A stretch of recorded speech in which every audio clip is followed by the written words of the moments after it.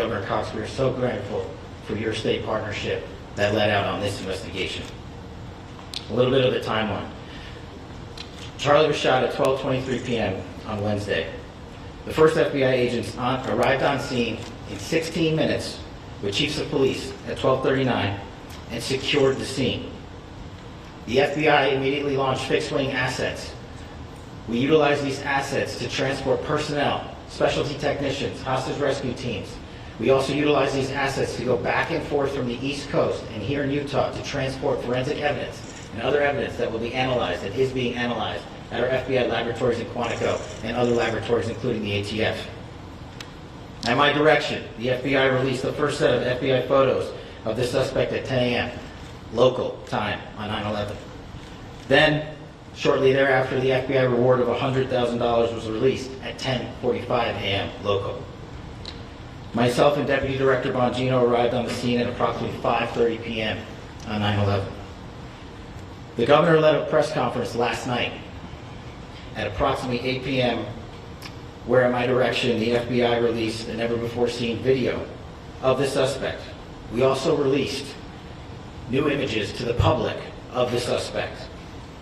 And just last night, the suspect was taken into custody at 10 p.m. local time.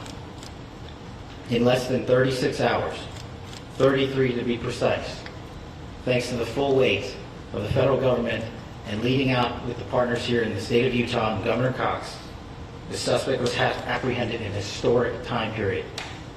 And I want to highlight what Governor Cox said. This would not have been possible without you, the media, and you, the public. That's why we went so public, so fast, and we're so transparent, and we're committed to that transparency. The crime scene, just a little bit there. It is a large crime scene. State and local authorities, along with federal authorities, processed that crime scene quickly. And I even had the ability to walk through that crime scene and walk through the steps the suspect took to learn more about what was needed and what resources we needed to bear to create a full picture for the FBI and leadership back in Washington. Furthermore, thankfully to state and local partners, forensic evidence has been seized and continues to be garnered. Forensic evidence has already been evaluated at FBI laboratories in Quantico and state and local authorities here. We will continue to process evidence as we see it, as we collect it, and we will continue to deliver to Governor Cox and his team. Last night we had a total of approximately 7,000 leads. As of this morning, thanks to your great work, we have over 11,000 leads that were called in to the FBI. And we are running out every single lead that we can. Every one of those leads will be run out. The arrest is a testament to the dedication of good law enforcement being great, and partnerships in law enforcement, which I've tried to highlight as my tenure as the director of the FBI. There is no better relationship for law enforcement than the FBI to partner with state and local authorities, and you've seen it here in these last few days. The FBI Salt Lake Field Office, along with our offices in LA, Phoenix, Denver, San Antonio, Las Vegas, Pittsburgh, Buffalo, our headquarters component in Quantico, all participate in the FBI. I want to express my deep gratitude to the employees of the FBI, the men and women, the evidence response team tacticians, the special operators, the agents, the support staff. You have done monumental work in historic time when the public, who had a right to demand such an expeditious solving of an investigation, the FBI answered that call. Critically important to our nation, and we delivered. And I'm proud to be their leader, and I'm proud to be the director of the FBI. This is very much an ongoing investigation, as the governor said, and we will continue to work with state and local authorities to develop the investigation, to provide them the evidence they need for their ongoing prosecutions, and we will be here to answer every call they absolutely have, as long as it takes, for as long as we need to find and apprehend whatever suspects were involved in this crime. Lastly, to my friend Charlie Kirk, rest now, brother. We have the watch, and I'll see you in Valhalla.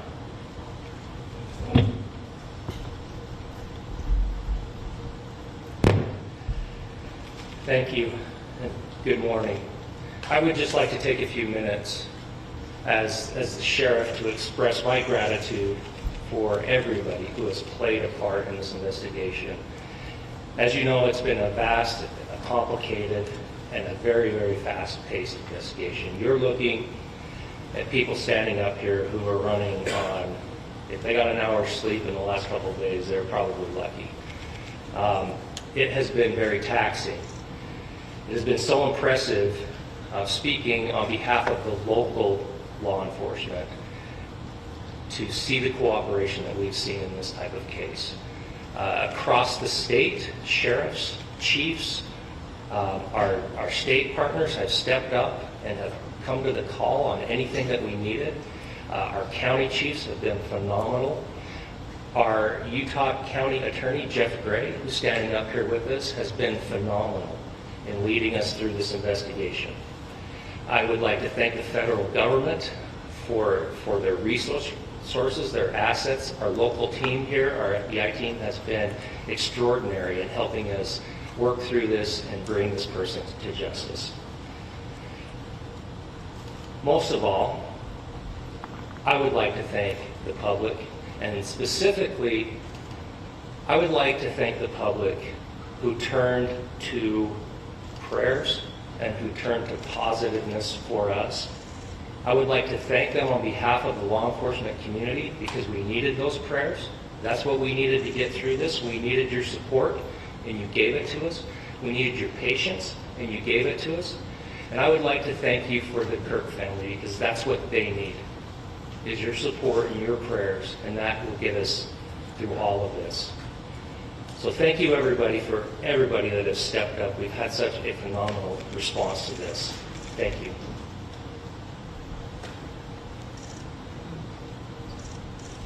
I also want to give a special thanks to the Attorney General and the Department of Justice. Their unwavering support and their commitment to justice is shown true here. And without AG Bondi and Deputy Attorney General Todd Blanche and the resources they brought to bear, we would not have been able to complete our mission. And I just want to say special thanks. It's an honor to be a part of the Department of Justice. Thank you again to our incredible law enforcement team who has worked so hard.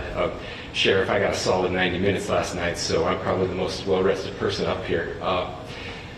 Ladies and gentlemen, I get the microphone, so I hope you'll permit me a moment just to share a few more thoughts about where we are and how we got here, and maybe a little bit of where we go from here. I don't want to get too preachy, but I think it's important that we, with eyes wide open, understand what's happening in our country today.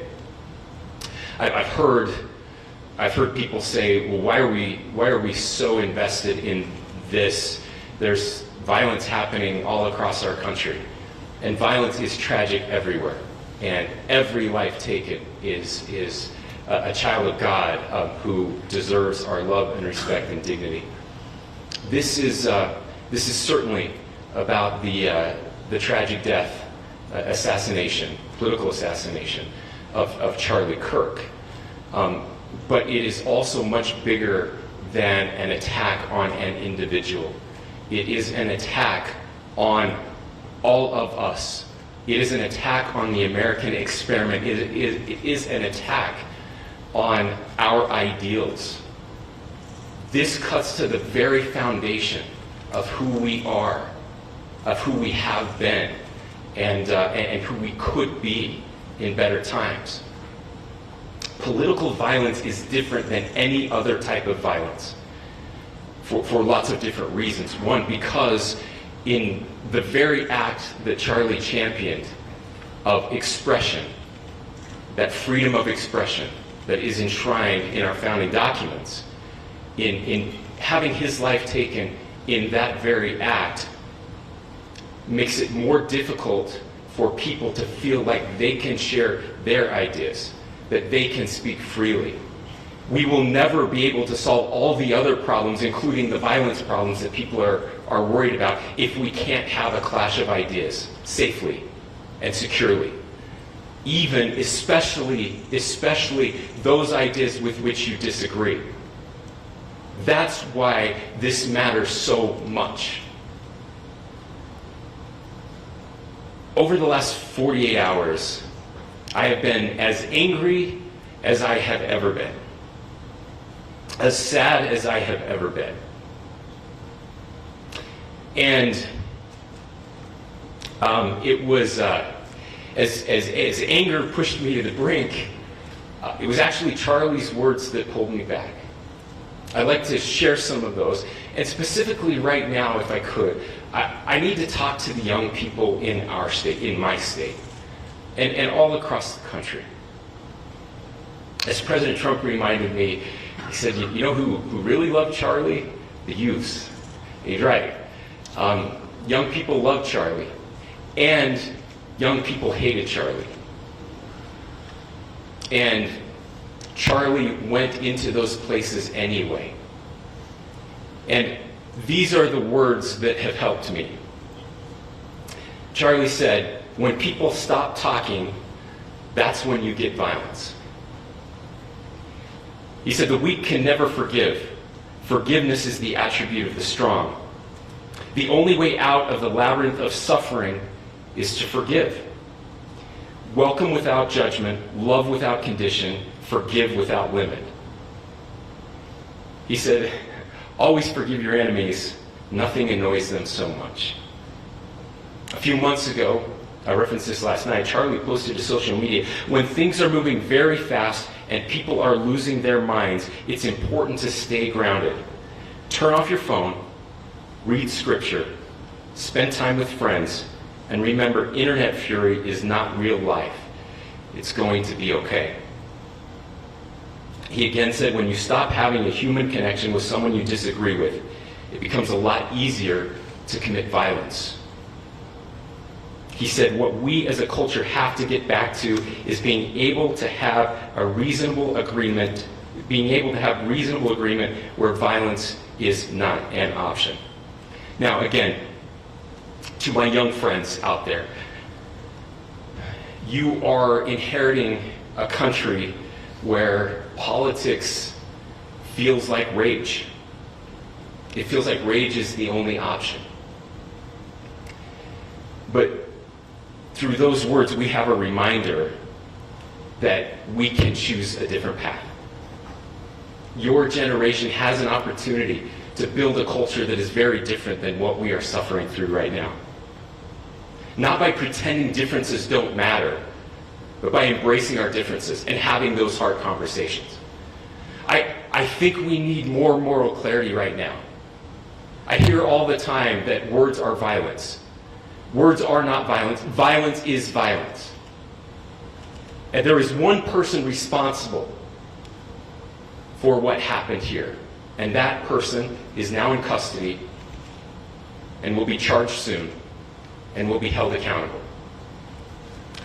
And yet, all of us have an opportunity right now to do something different.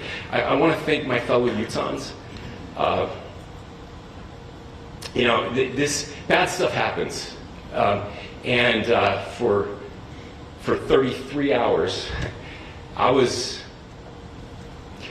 praying that if this had to happen here, that it wouldn't be one of us.